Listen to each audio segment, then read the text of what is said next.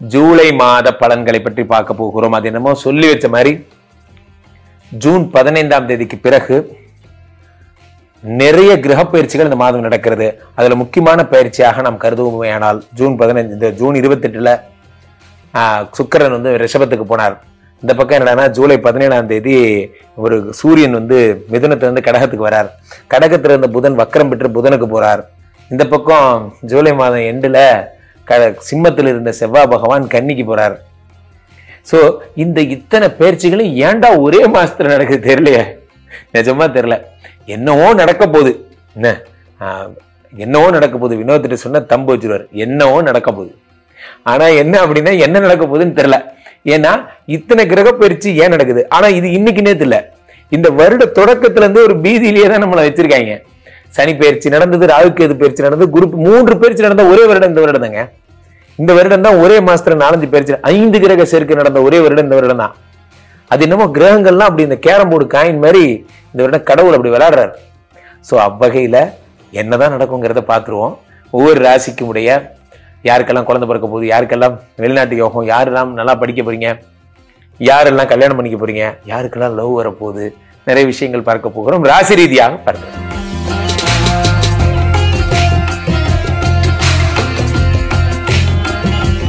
மகர ராசிக்காரர்களுக்கெல்லாம் இந்த ஜூலை மாத பலன்கள் எப்படி இருக்க போகிறது? மகர ராசிக்காரர்களை பொறுத்த வரைக்குமே என் மனதிற்கு மிகவும் பிடித்த மகர ராசிக்காரர்கள், அதை அடிக்கடி சொல்லுவேன் நான். காரணம் என்ன அப்படின்னு பாத்தீங்கன்னா, மகர ராசிக்காரர்களுக்கெல்லாம் நீதி, நேர்மை, சத்தியம், வாய்மை, கண்ணியம் இப்படிதான்.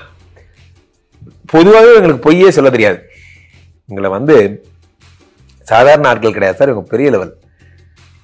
காரணம் என்னன்னா, சனி என்ன எங்களுக்கெல்லாம் சனி அப்பா மாதிரி, ஆனா இவங்களுக்கு உண்மையிலே அப்பா.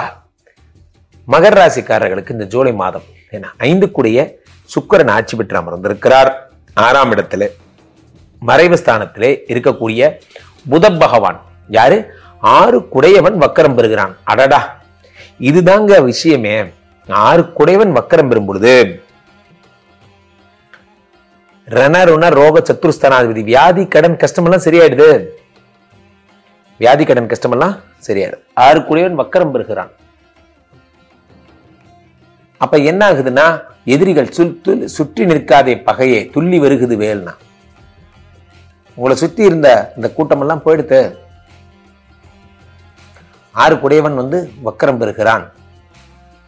கடன் எல்லாம் ஒழிஞ்சு போச்சு சார். நான் அடிக்கடி சொல்வேன், வாழ்க்கையில கடன் அடையணும்னா என்ன தேவை சொல்லுங்க? கடன் அடையணும்னா கடனை அடைக்கணும்னு நீங்க நினைக்கணும். நண்பர்களே, 5 கூடிய சுக்கிரனே ஆட்சி பெற்று அமர்ந்தாலுமே உண்மையிலே மகிழ்ச்சியா இருக்கிறதுக்கு என்ன தேவை சொல்லுங்க? மகிழ்ச்சியா இருக்கணும்னு நீங்க நினைக்கணும் இல்லையா?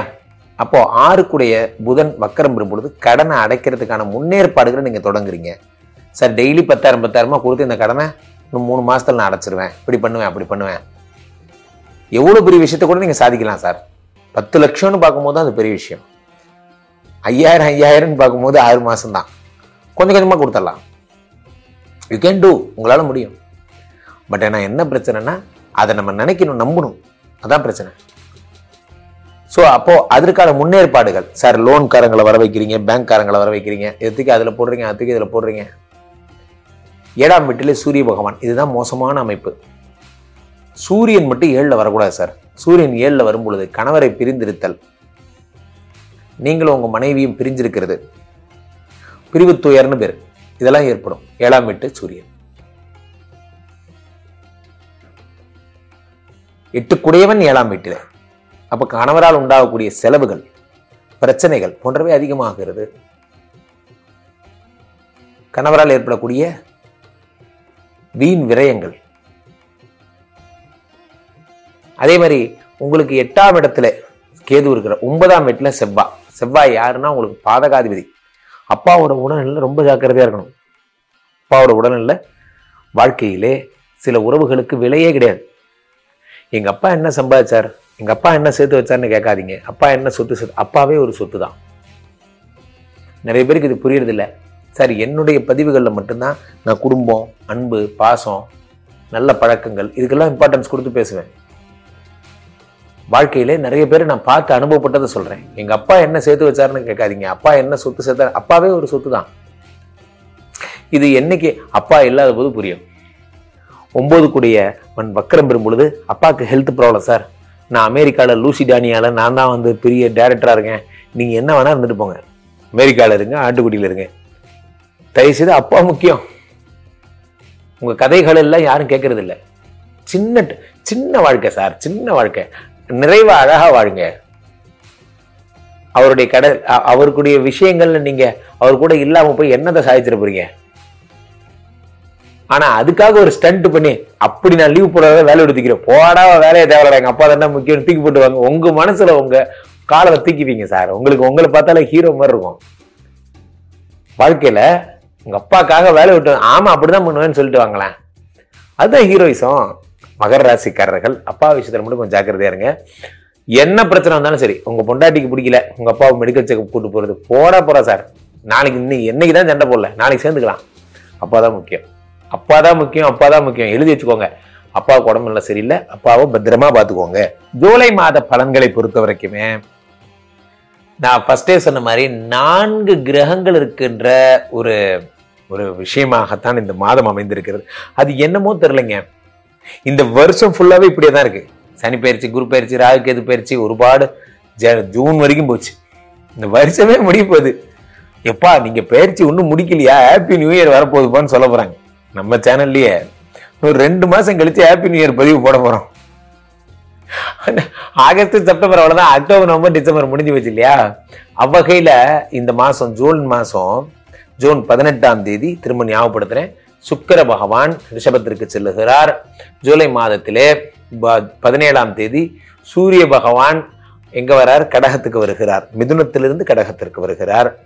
அதே மாதிரி அங்கிருந்து புத பகவான் 17ஆம் தேதி ரிவர்ஸ் ஆகி வக்கரமாயி 3-6 குடையவன், அதாவது வந்து காலபுருஷ தத்துவத்தில் அதுல மிதுனத்திற்கு சென்று விடுகிறார். செவ்வாய் பகவான் கன்னிக்கு சென்று விடுகிறார். நல்ல வேலைக்கு செவ்வாய் கன்னிக்கு போனார். செவ்வாய் சிம்மத்தில இருந்து தான் விபத்து போன்ற விஷயங்கள்லாம் ஏற்படும். புதன் வக்கரம் பெறும் பொழுது மருத்துவம் சம்பந்தப்பட்ட விஷயங்கள்லாம் புதிய புதிய யுக்திகள் எல்லாம் உருவாகும். அடுத்த கொரோனா வரப்போதெல்லாம் பேசிக்கிறாங்க இல்லையா? ஸோ அது மாதிரியான அதெல்லாம் வராம தடுக்கிறது, இந்த புதன் வந்து வக்கரமாக பெறும் பொழுது அதெல்லாம் வராம தடுக்கிறதுக்கான வழிகள்லாம் ஏற்படும். சுக்கிரன் ஆட்சி பெறும் பொழுது 2 குடைவனாக 7 குடைவனாக ஆட்சி பெறும்போது உலக மக்களிடையே காதல் பெருக்கெடுத்து ஓடும். எல்லாரும் லவ் பண்ணுவாங்க, மனிதர்கள் விரும்புவார்கள், இதான் நடக்கும். அடுத்ததாக நான் உங்களுக்கு வந்து கேது பகவான் ராகு கேது சம்பந்தத்தோடு இது அத்தனை சேர்ந்து நடக்கும். ஒரு பரவல் மாதிரி அமைஞ்சிருச்சு பாருங்களேன். இப்ப கும்பத்துல ராகு, மீனத்துல சனி, மேஷம் விட்டுட்டு ரிஷபத்துல சுக்கிரன், அடுத்து மிதுனத்துல சூரியனும் அது குருவும் புதனும் குருவும், அடுத்து கடகத்துல உங்களுக்கு வந்து சூரியன், சிம்மம் முடிச்சு கன்னியில செவ்வா, அப்படி வரிசையா சிம்மத்துல கேது, வரிசையா ஒரு பரவல் மாதிரி அமைஞ்சிக்கிச்சு எல்லாமே. நன்றாக பார்த்தோமே ஆனால் உங்களுக்கு வந்து ராகு கும்பத்திலையும் கும்ப ராகுவும், அதே மாதிரி செவ்வா வந்து கன்னிலையும் இருந்து அப்படியே பிளாக் பண்ணி வச்சிருக்காங்க எல்லா கிரகங்களையும். ஸோ இந்த 4 கிரக பயிற்சி நிறைய பேர் வாழ்க்கையில பலவிதமான நன்மைகளை ஏற்படுத்த போகிறது. அப்ராப்ரேட்டரா ஒரு ராசிக்கும் உரிய குணங்களை நீங்க தெரிஞ்சுக்கோங்க. உங்க ராசிநாதன் எப்படி இருக்காரு, உங்க ராசிநாதன் எங்க போய் லாக் ஆனாரு என்பதை பொறுத்து தான் உங்களுடைய பலன்கள் எல்லாம் அமைகிறது. பொதுவாகவே இந்த 4 கிரக பயிற்சிங்கிறது உலகிற்கு மிகவும் நன்மை அளிக்கக்கூடிய ஒரு விஷயமாகத்தான் அமையும் என்பதில் எந்த விதமான மாற்று கருத்தும் இல்லை. சுக்கிரன் ஆட்சி பெற்று அமர்ந்திருப்பதால், அதே நேரத்திலே உங்களுக்கு வந்து சனியும் இவருமாக செவ்வாயுமாக சேர்ந்து சனி செவ்வாய் பார்வை இருப்பதால் இந்த ஒரு ஜூலை மாதம் என்பது ஒரு ஆவரேஜா மார்க் போடுறதா இருந்தா மிஞ்சி போனா ஒரு 45 மார்க்ல இருந்து 50 மார்க் போடலாம்.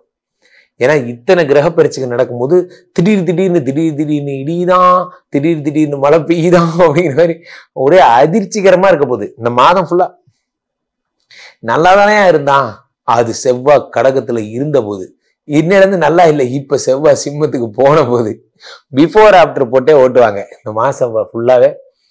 அதனால இந்த மாத பலன்களை நீங்கள் கேட்டுக்கொள்ளுங்கள். உங்கள் ராசிக்குரிய சரியான பரிகாரங்களை செய்து கொள்ளுங்கள். சுக்கிரன் வீக்கா இருக்கிறவங்க ஸ்ரீரங்கம் போங்க, செவ்வாய் வீக்கா இருக்கிறவங்க உங்களுக்கு வந்து முருகப்பெருமான போங்க, சூரியன் வீக்கா இருக்கிறவங்க ஆதித்ய ஹிருதய ஸ்தோத்திரம் கேளுங்க, புதன் வீக்கா இருக்கிறவங்க திருவெண்காடு போங்க, உங்க பரிகாரங்கள் படிங்க.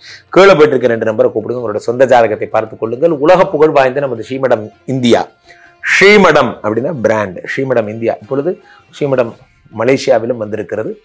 மலேசியாவில் நண்பர்கள் எல்லாம் நான் தொடர்பு கொள்ளலாம். வார வாரம் வருகிறேன். டைரக்ட் கன்சல்டேஷன் எடுத்துக்கொள்ளுங்கள்.